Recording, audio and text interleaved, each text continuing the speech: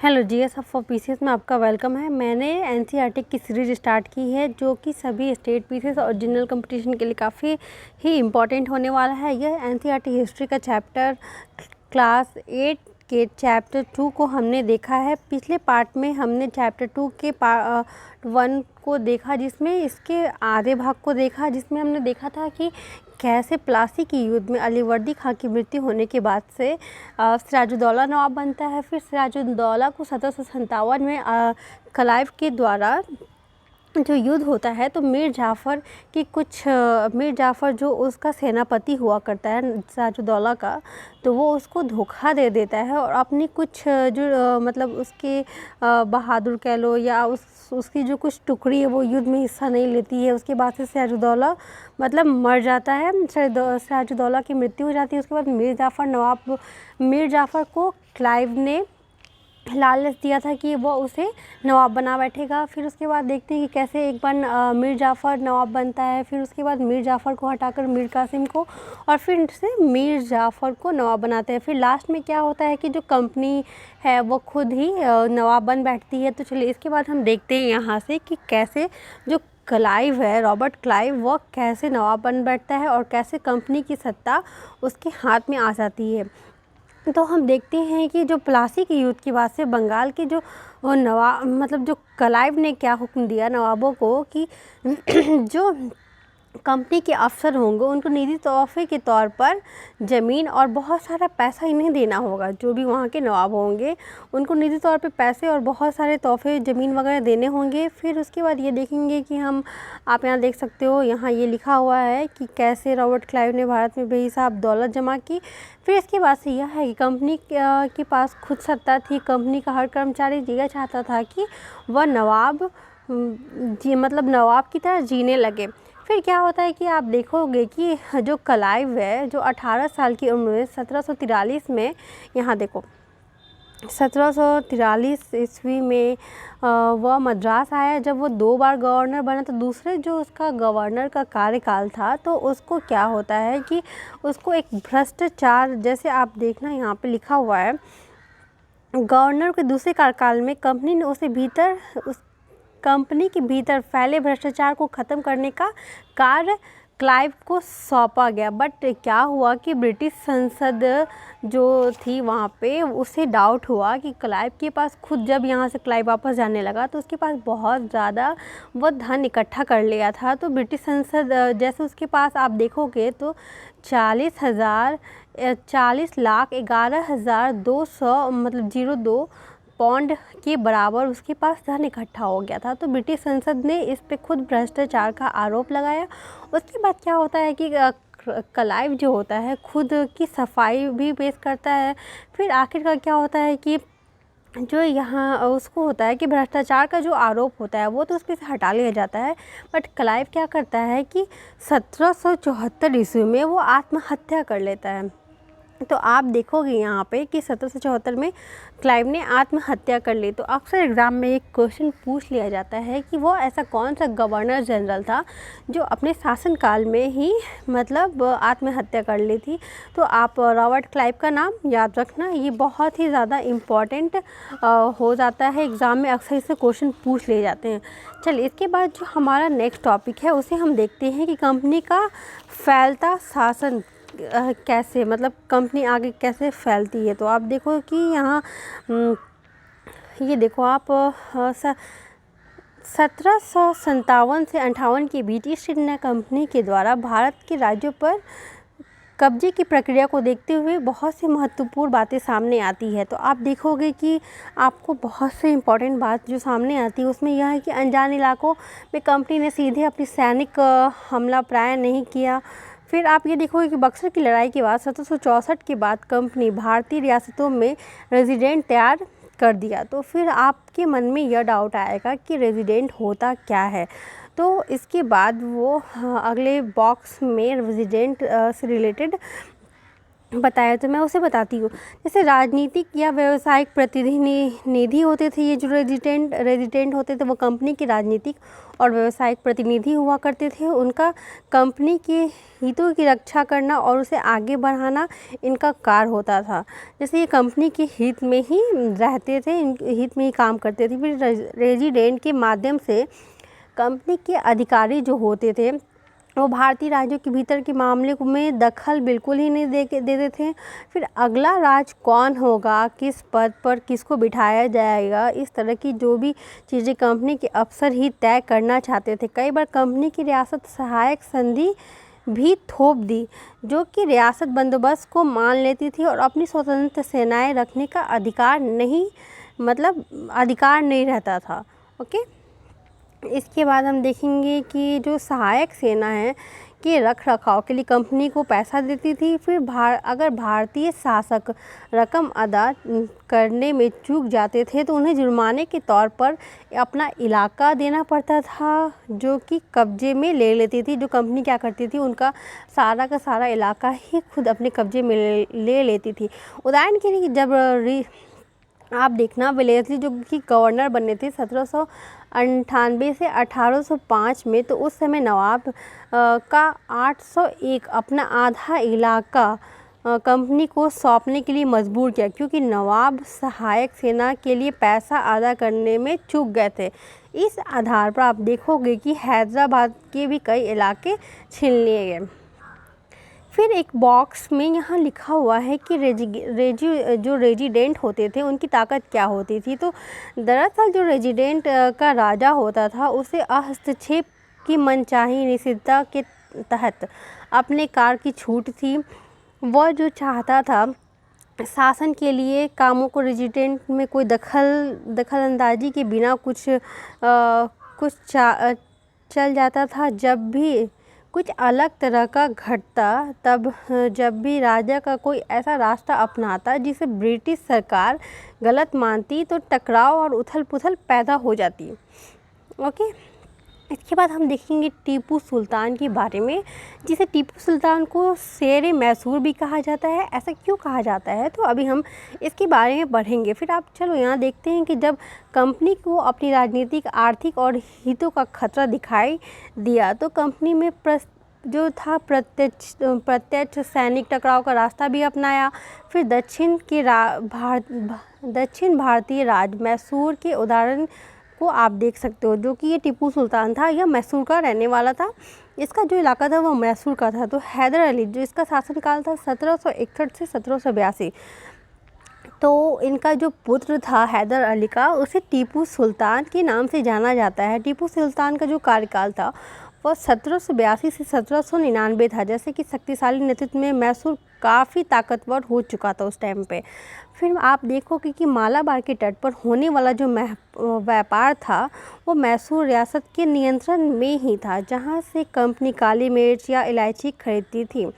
फिर 1758 में टीपू सुल्तान ने अपनी रियासत में पड़ने वाले बंदरगाहों, चंदन की लकड़ी, काली मिर्च, इलायची का निर्यात को रोक दिया।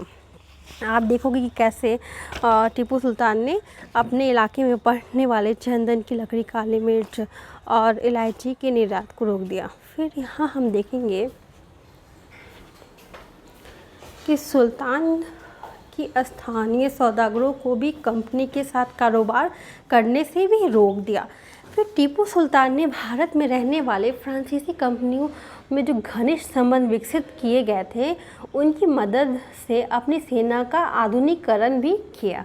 इसके बाद हम देखते हैं यहाँ पे कि जो सुल्तान कि कुछ कदम जो थे अंग्रेज़ जो थे इनसे आग बबूला हो गए थे। जैसे आपने देखा कि कैसे टीपू सुल्तान ने अभी चंदन की लकड़ी, इलायची, लौंग वगैरह के व्यापार को रोक दिया, तो जो अंग्रेज़ थे वो इससे काफ़ी नाराज़ हो गए।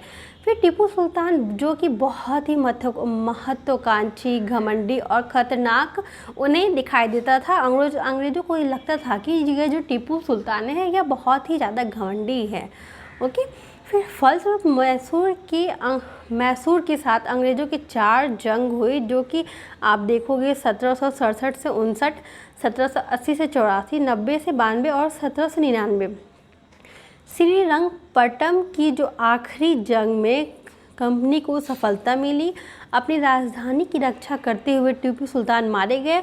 मैसूर का राजकाज जो पुराने राजवंश के हाथों में सौंप दिया गया। इसमें मैसूर में भी सहायक संधि थोप दी गई। फिर आप के मन में यह डाउट आएगा कि मतलब मन में एक क्वेश्चन आएगा कि टीपू सुल्तान को कैसे मतलब शेरे मैसूर कहा जाता है। तो यहाँ एक स्टोरी है जो आप बॉक्स में पढ़ोगे तो आपको दिखेगा कि 1782 में मैसूर के राजा बने जो टीपू सुल्तान के बारे में कहा जाता है कि एक बार वो अपने फ्रांसीसी दोस्त के साथ जंगल में शिकार करने गए। उनके सामने क्या हुआ कि एक शेर आ गया। उनकी जो बंदूक थी वो मौके पे साथ नहीं दिया। फिर कटार जो थी उनके पास वो भी क्या होता है कि ज़मीन पे गिर जाता है। फिर भी टीपू सुल्तान जो निहत्थे हो गए, मतलब उनके पास कुछ भी नहीं होने के बावजूद भी, ना ही कटार ना ही बंदूक, वह क्या करते हैं शेर के साथ मुकाबला करते हैं। आखिरकार क्या होता है, कटार उठा ली और अंत में शेर को मार गिराया। इसके बाद से उन्हें शेरे मैसूर कहा जाने लगा और उनकी जो राष्ट्रीय झंडे पर भी शेर की तस्वीर आप देखोगे।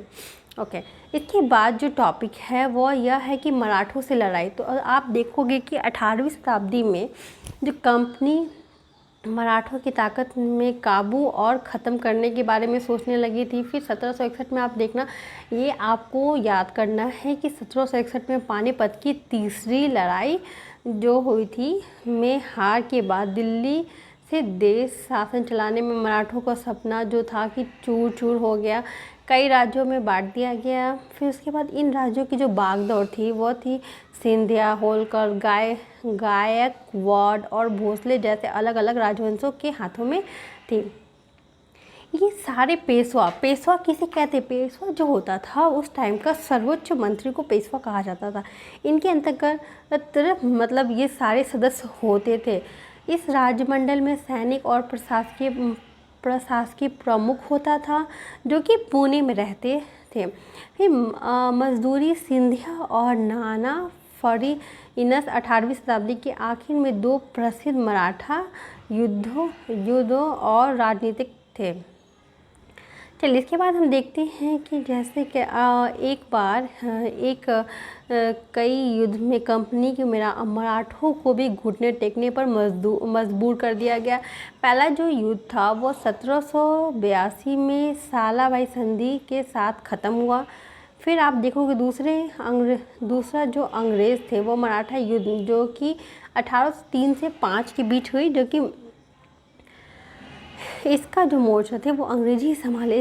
इसका नतीजा यह हुआ कि उड़ीसा और यमुना के उत्तर में से जो आगरा, दिल्ली सहित कई जो भूभाग अंग्रेज के कब्जे में आ गए। 1817 से 19 में जो तीसरे अंग्रेज और मराठों की ताकत पूरी तरह से अंग्रेजों ने कुचल दी। फिर पेशवा को पुणे से हराकर कानपुर के पास बिठूर में पेंशन पर भेज दिया गया। अब यह था कि जो दक्षिण में की स्थित पूरे भूभाग पर कंपनी का नियंत्रण हो चुका था। तो अभी हमने देखा मैसूर, उसके बाद पूरा दक्षिण में ही मराठा वगैरह में अंग्रेज अपना शासन, इनका पूरे तरीके से शासन हो गया था। उसके बाद है सर्वोच्चता का दावा। उसके बाद जो नेक्स्ट टॉपिक है वो है सर्वोच्चता का दावा। तो आप देखोगे कि जो आपने अभी देखा कैसे अंग्रेज़ों ने सब जगह कब्जा कर लिया, मराठा हो गया, मैसूर हो गया। तो 19वीं सदी की शुरुआत में कंपनी के क्षेत्रीय जो अधिकार थे विस्तार के आक्रामक नीति चल रही थी। जैसे लॉर्ड हेस्टिंग जो थे गवर्नर जनरल, जो 1813 से 1823 तक थे। हम क्या करेंगे कि जो भी गवर्नर जनरल से रिलेटेड जितने भी गवर्नर जनरल थे उनका अलग से एक टॉपिक बनाएंगे जहाँ डिस्कस करेंगे। ओके, तो अभी आप यह देख लो। फिर यहाँ देखेंगे कि जो लॉर्ड हेस्टिंग थे उनके नेतृत्व में सर्वोच्चता की एक नई नीति की शुरुआत की गई, जो कि कंपनी का दावा था कि उसकी सत्ता जो था सर्वोच्च है, वह भारतीय राज्यों में ऊपर और अपने हितों की रक्षा के लिए भारतीय रियासतों के अधिग्रहण करने की धमकी भी देने लगी। अधिकार जो थे अपने पास मांगती थी, जो कि रॉबर्ट हेस्टिंग चाहते थे इनके पास ही सारा अधिकार होता था। वह सोच के बाद भी अंग्रेज़ों की नीतियाँ दिखाई देती रही। ओके, इसके बाद हम देखेंगे कि जैसे कि अंग्रेज़ ने कित्तूर फिलहाल कर्नाटक में एक छोटे से राज्य में कब्जे में लेने का प्रयास किया। रानी चेन्नम्मा ने हथियार उठा लिए और अंग्रेज़ों के खिलाफ आंदोलन छेड़ दिया। फिर 1824 में उन्हें गिरफ्तार कर दिया गया। 1829 में जेल में ही उनकी मृत्यु हो गई।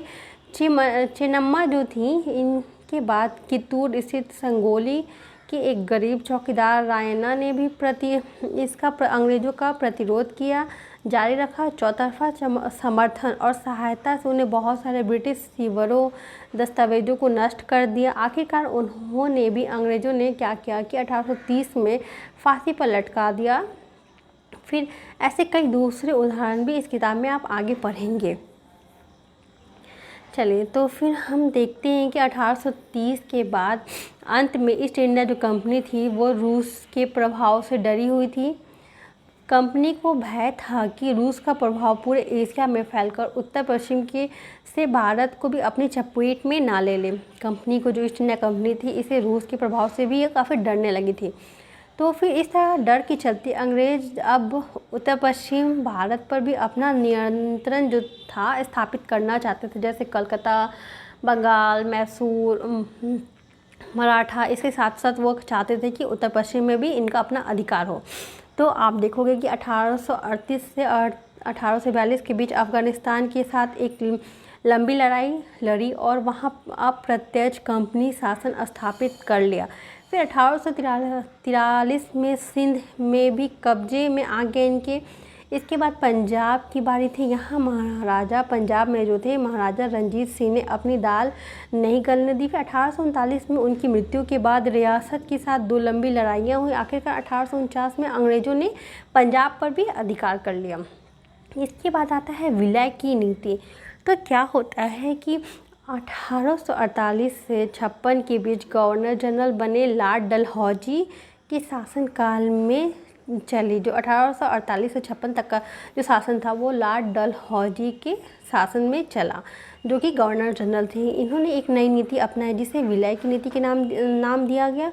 उसके बाद इस सिद्धांत का एक सिद्धांत के तर्क पर आधारित था कि अगर किसी शासक की मृत्यु हो जाती है तो उसका कोई पुरुष जो था वो वारिस नहीं रहेगा, तो उसकी रियासत हड़प कर ली जाएगी, यानी कंपनी के पूरा भूभाग का हिस्सा बन जाएगा। तो इस सिद्धांत के आधार पर एक बाद कई रियासत जैसे सतारा, सबलपुर, उदयपुर, नागपुर, झांसी अंग्रेज़ों के हाथों में चली गई। तो जैसे आपने यहाँ देखा कि इन्होंने कैसे एक सिद्धांत बनाया, जो कि लॉर्ड डलहौजी थे, कि इनकी वारिस, जैसे कोई पुरुष वारिस नहीं रहता है तो उसकी पूरी रियासत को हड़प ली जाती है।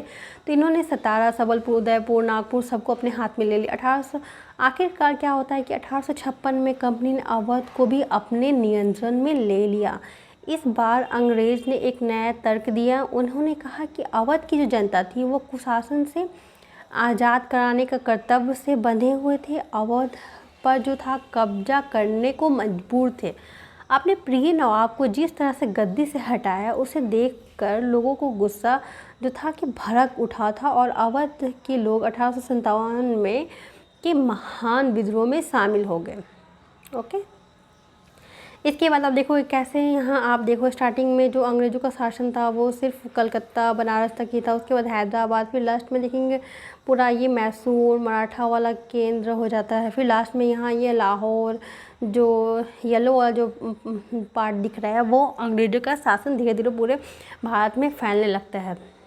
फिर नए शासन की स्थापना। तो आप देखोगे कि गवर्नर जनरल वॉरेन हेस्टिंग, जो कि 1773 से 1785 में उन बहुत सारे महत्वपूर्ण व्यक्तियों में से थे जो कि कंपनी की ताकत को फैलाने में अहम भूमिका अदा की। फिर वॉरेन हेस्टिंग के समय पे आते आते कंपनी केवल बंगाल ही नहीं बल्कि पूरे मद्रास में भी सत्ता हासिल कर चुकी थी। इसके बाद क्या होता है कि जो कि मोटे तौर पर प्रशासनिक इकाइयों में बटे हुए थे, जिन्हें प्रेसिडेंसी कहा जाता था। इस तौर पर 3 प्रेसिडेंसी थी, जो कि बंगाल, मद्रास और बम्बई। हर एक पे शासन गवर्नर के पास होता था। सबसे ऊपर गवर्नर जनरल होता था। वॉरेन हेस्टिंग ने कई प्रशासकीय सुधार भी किए जो कि न्याय के क्षेत्र में उनकी खास तौर थी। फिर 1772 में क्या होता है कि एक नई व्यवस्था स्थापित की गई। इस व्यवस्था में प्रावधान किया गया है कि जो 2 अदालतें होंगी फौजीदारी अदालत और दीवानी अदालत।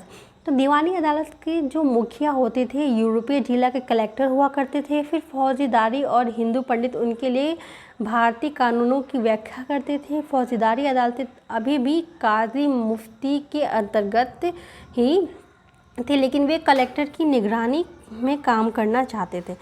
फिर हम देखेंगे कि कंपनी की जो फौजीदारी 1773 में एक रेगुलेटिंग एक्ट हुआ जो कि सर्वोच्च न्यायालय की स्थापना की गई। इसके अलावा कलकत्ता में भी अपीलीय अदालत, सदर निजामात अदालतें भी स्थापना की गई।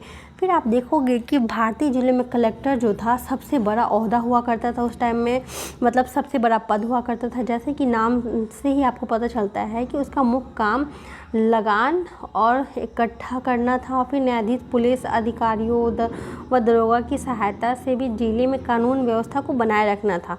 कार्यकाल जो होता था कलेक्टर का, वो सत्ता और संरक्षण का नया केंद्र बन गया था, जिसे पुराने सत्ता केंद्रों को हाशिए पर ढकेल दिया था। फिर हम देखेंगे कंपनी की फ़ौज। तो कंपनी के साथ भारत में क्या हुआ कि सुधार की नए विचार आए, लेकिन उसकी असली सत्ता सैनिक की ताकत में हो गई थी, जो कि मुग़ल फ़ौज के रूप में घुड़सवार, घोड़े पर चलने वाले प्रशिक्षित और पैदल चलने में उन्हें तीर अंदाजी, तलवारबाजी और प्रशिक्षण दिया जाता था। फिर हम देखेंगे कि मुग़ल साम्राज्य का एक नया विशाल पेशेवर प्रशिक्षण वाली पैदल सेना की ज़रूरत जो कि उन्हें महसूस नहीं थी। फिर आप देखोगे कि जो इससे सारा निष्कर्ष क्या निकलता है कि आप देखो यहाँ से सबसे क्या निकलता है निष्कर्ष कि ईस्ट इंडिया कंपनी जो कि एक व्यापारिक कंपनी की बढ़ते बढ़ते भौगोलिक औपनिवेशिक शक्ति बन गई। जैसे आप देखोगे कैसे ईस्ट इंडिया कंपनी भारत में आई, वो सिर्फ व्यापार करने के उद्देश्य से भारत आती है, बट क्या हुआ कि वो धीरे धीरे अपना यहाँ शासन ही स्थापित कर लेती है। सबसे पहले बंगाल, कोलकाता, बनारस वगैरह पे वो अधिकार करती है। उसके बाद आप देखना प्लासी की, उसके बाद मद्रास, मैसूर, मराठा वगैरह पे भी वो अपना अधिकार कर लेती है। उसके बाद इन्हें रूस से क्या होता है, इन्हें लगता है कि रूस का शासन यहाँ फैल जाएगा, तो वो क्या करते हैं कि पश्चिम के इलाकों पर भी अपना अधिकार जमा लेते हैं। तो आप देखोगे कि यहाँ 19वीं सदी की शुरुआत में नई भाप तकनीक के आने से प्रक्रिया और तेज हो गई। तब तक जो था समुद्र मार्ग में जो कि पहुंचने के लिए 6 से 8 महीना लगता था। जैसे आप देखोगे कि पहले इन्हें समुद्र का जो पूरा चक्कर लगाने में 6 से 8 महीना पहुंचने में इन्हें टाइम लगता था। जैसे वो ब्रिटिश से यहाँ भारत में आने में इन्हें 6 से 8 महीना लग जाता था। बट क्या हुआ कि भाप के से चलने वाले जहाज़ों में यह यात्रा 3 हफ्ते में ही समेट दी गई। इसके बाद ज़्यादा से ज़्यादा अंग्रेज उनके परिवार जैसे दूर देश में भी जाने लगे। फिर आप देखोगे कि 1857 तक भारतीय उपमहाद्वीप के 63% भूभाग पर और 78% आबादी पर कंपनी का सीधा शासन स्थापित हो चुका, और देश की भूभाग और आबादी पर भी कंपनी अप्रत्यक्ष प्रभाव था। फिर इस प्रकार व्यवहारिक स्तर पर पूरे ईस्ट इंडिया कंपनी को पूरे भारत पर नियंत्रण हो चुकी थी। तो हमने देखा कैसे ईस्ट इंडिया कंपनी का पूरे भारत पर नियंत्रण हो गया, कैसे इन्होंने भारत पे पहले एक स्थान पे आके व्यापार करना चाहा। फिर वो उन्होंने देखा कि यहाँ काफ़ी उन्हें मुनाफा हो रहा है, तो वो पूरे भारत पे ही अधिकार करने लगे। फिर पहले ये जैसे चाहते थे तो ये नवाब को कठपुतली की तरह बनाए, फिर ये खुद नवाब बन बैठे और पूरे भारत पर इन्होंने अपना अधिकार जमा लिया। ऐसे हमने इस चैप्टर को देखा। आप अगर एनसीईआरटी की जो बुक है, अगर आपके पास बुक नहीं होगी तो मैं क्या करूँगी कि डिस्क्रिप्शन बॉक्स में इसका लिंक शेयर कर दूँगी, जो कि एनसीईआरटी के ऑफिशियल लिंक को शेयर कर दूँगी। आप वहाँ से जाके एनसीईआरटी की बुक को डाउनलोड कर लेना, और जो मैंने बताया इसे आप खुद से रीडिंग करना, तो आपको अच्छे से समझ में आएगा। कम से कम 3-4 टाइम्स आप इसको रिवीजन करना, तो आपको अच्छे से समझ में आएगा। पहले आप 6 से 12 तक की पूरी एनसीईआरटी पढ़ लो, मतलब एक बार स्टडी कर लोगे तो आपको अच्छे से बाद में धीरे धीरे समझ में आने लगेगी। चलिए फिर थैंक यू। अगर आपको मेरा यह वीडियो पसंद आता है तो आप इसे लाइक शेयर और सब्सक्राइब करना, और अगर आपके मन में कुछ डाउट होता है तो आप मुझे कमेंट बॉक्स में मैसेज करना। फिर मिलते हैं नेक्स्ट वीडियो में। Thank you.